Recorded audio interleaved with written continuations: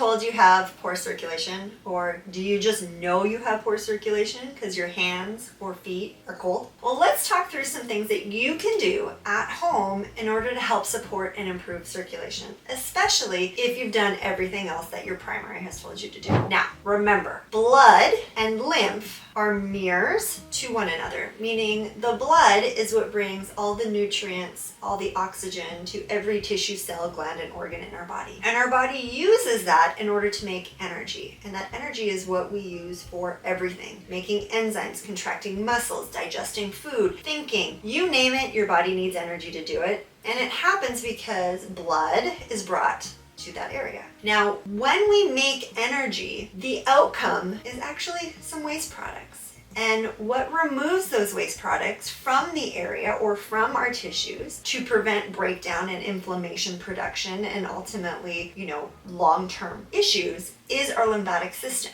Now, the problem though is our blood has a pump, our lymphatic system does not. So we have to do things in order to make sure that both of these systems stay healthy and are flowing properly. Now, what could cause poor circulation? And when we have poor circulation, it means we're going to have poor lymphatic drainage. They're going to go pretty close to hand in hand. One of the things is sitting too much, just like I'm doing right now. If we sit all day, what we are not doing is we are not challenging our heart to pump harder, and we are also not challenging our muscles to contract. Our muscles need to contract in order to bring that lymphatic fluid away and back to the termini, right? Which is where our lymphatic fluid returns to the blood supply. So it's really this beautiful circle that happens between circulation and lymphatic fluid. So one of the things I'm going to encourage you to do is get up and move. You got to move your body. So if you can, set an alarm every hour to get up and move for 3 to 5 minutes. And that movement can be going and getting some water, because you know what? Hydration is actually super important. A lot of people think, oh, if I drink too much water, it's going to increase my fluid retention or my swelling. That's simply not true. We actually need to be hydrated in order for our body to be able to remove a lot of that fluid that is sitting there. So make sure that you go and get some water, add a little bit of sea salt or Himalayan salt to your water to improve absorption, and it'll also decrease the amount of time you have to pee too. But getting up and moving every hour or even every 2 hours, because some of you might be like, oh, Dr. Caitlin, I cannot get up every hour. I'm in the middle of things. Okay, then every 2 hours, get up and move for like 5 to 10 minutes. That movement is really going to help clear the lymphatic fluid that has become stagnant, but also improve circulation. One of the other things that I see happen quite often is we do things over and over and the muscles become super, super tense and tight. I don't know about you guys, but a lot of us carry tension up in our neck, or we even carry tension in our legs. We have those like heavy legs, like our legs feel heavy. Well, it can be from tight muscles. So one of the things that we're going to want to do is stretch out our muscles. So let's talk about the lower body first. Some simple things that you can do, and you can do this sitting on the floor, and I'll give you some modifications to make it easier. What you can do is just straighten one leg and reach forward to try and stretch out your calf, your hamstring, because when we have really, really tight muscles, what's not going to happen is that lymphatic fluid is not going to be able to drain. So you're going to want to open up the specific 7 or even the total 12 and then do some stretching, or you can do some stretching beforehand and then do the specific 7 total 12. Now you do not have to go and reach your foot. You can get one of those stretching straps, and honestly, this isn't even a stretching strap. This is my yoga mat carrier, but I like it because I can stick my hands in, I can wrap it around my foot, and I can gently pull my foot back and get that stretch. I can also lean forward to get more of a hamstring stretch too. So you can get a band just to help stretch things out. Now you do not have to get on the floor to do this. You absolutely can do this sitting in a chair as well. So sitting in a chair, all you're going to do is you're going to sit up nice and straight, hinge forward at your waist with an outstretched leg. And you're just going to put as much stretch that you can tolerate. And ideally what we want to do is we want to hold it for at least 10 seconds up to 30 seconds, and you can work your way up. But what that's going to do is that's going to help release some of that tension. We don't want to forget our quads. So some of the things that you can do too, you can put your leg back and lean forward. You can stand up, and I'm going to show you a couple exercises standing up. What you can do is you can bring your heel to your butt and gently contract your quad. What you're going to do is you're going to feel that stretch in your quad muscle, which is going to help, all of the flow, both blood and lymphatics.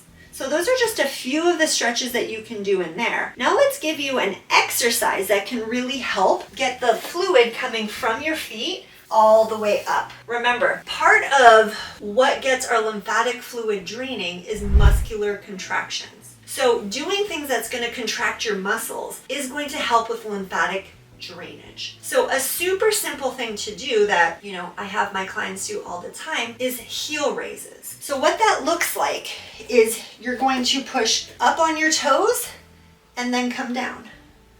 Up on your toes and then come down. One of the things you can do to make this even harder is by going on a step. So if you're on a step, if your foot's elevated, you push up.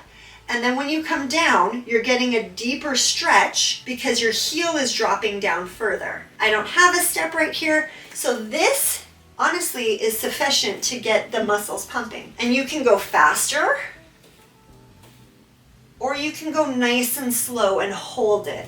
Whatever feels good to you, but you should really feel those calf muscles contracting when you do this. The other thing that we want to make sure that we do for our arms, because remember our hands are the same thing, we want to make sure that our neck is nice and loose. So some of the simple things that we can do is ear to shoulder, and you do not have to add any additional tension, but you can, if you choose, by slightly bringing a little bit of pressure on the side of your head, pushing down, and you should feel that nice stretch in and along the side of your neck all the way down to your shoulder. If you need a little bit more resistance, because you're like, I actually don't feel that, you can reach your hand down and that will give you a deeper stretch. Another really good stretch to do to help get everything nice and loose and flowing is turning your nose to the same side armpit.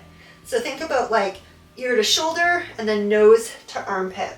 All you're doing is you are stretching out slightly different muscles in the neck that can be preventing proper drainage. And just like before, you want to hold these stretches anywhere between 10 and 30 seconds. So if you're somebody that has a lot of really tight muscles, getting up and moving your body more is going to help. And then stretching things out is also going to be important, along with staying hydrated. Now, one more thing that's super, super important, especially for those of us that have more congestion, and I'm using the word congestion for both lymph and or circulation in our lower body, whether it's bloating, whether it's stubborn abdominal fat, whether it's fluid retention in our legs, whether it's sore knees, whatever it may be, we have to make sure that we incorporate deep breathing, that diaphragmatic breathing. Because if we're not, what's going to happen is a lot of that fluid, that congestion, is going to get stuck in this area, in the lower part of our torso. The only way that we're able to get that fluid up,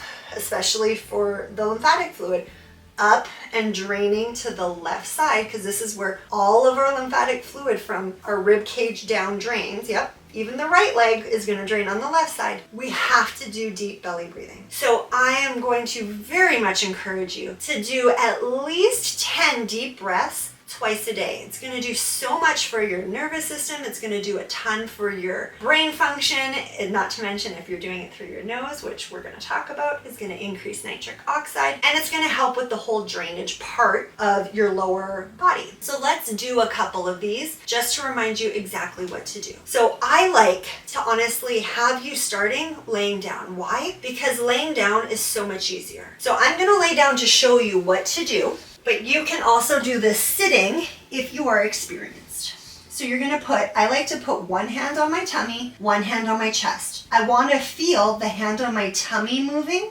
I do not want to feel the hand on my chest doing this or moving up. All of the movement should be coming from our lower abdomen. We want to take a deep, slow breath through our nose. Ideally, the minimum is a count of 3, but if you can do 4 or 5, that's even better. And we're not going to do box breathing, meaning we're not going to do inhale for a count of 4, hold for a count of 4, out for a count of 4. I want you to try and exhale longer than you are inhaling. So an example would be if we're inhaling for a count of 4, we're going to hold for a count of 4, and I want you to try and exhale for a count of 5. That's really going to help your nervous system shift from that sympathetic to the parasympathetic. So fight, flight, to rest and digest and drain. Let's go through 3 of these together. So we're going to inhale, hold, exhale.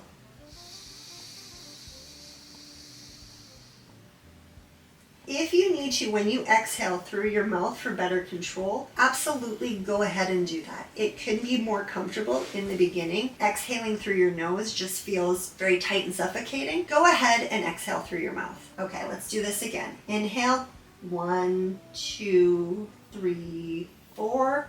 Hold, 1, 2, 3, 4. Exhale, 1, 2, 3, 4, 5. Inhale,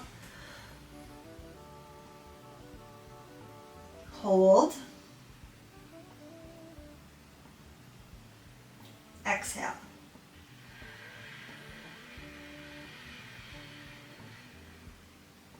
One more time. Inhale, hold,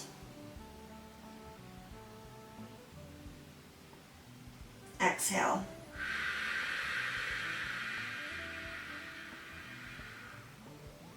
And do this up to 10 times. This is really going to help with all of that drainage. The other thing you can do is when you're sleeping, if you're somebody that has a lot of circulation issues, drainage issues, you can sleep with your legs slightly elevated on a bolster. That can also help with drainage and just keeping things more comfortable. Or you can even do that if you are somebody that needs to be spending more time laying down throughout the day, is keeping your legs elevated. And you can do the leg pumping with you actually laying down. And it would look just like this.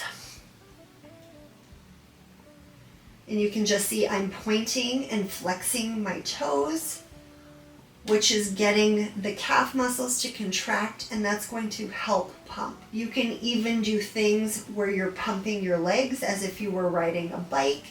If you are somebody that needs to be laying down more, so if you're supine most of the day, you can absolutely do things to help with drainage without having to be standing up or even sitting down. Give these a try, but again, I'm going to highly encourage you, get up and move your body every hour. Make sure your hydration levels are appropriate. Stretch out those tight muscles. And as always, happy draining.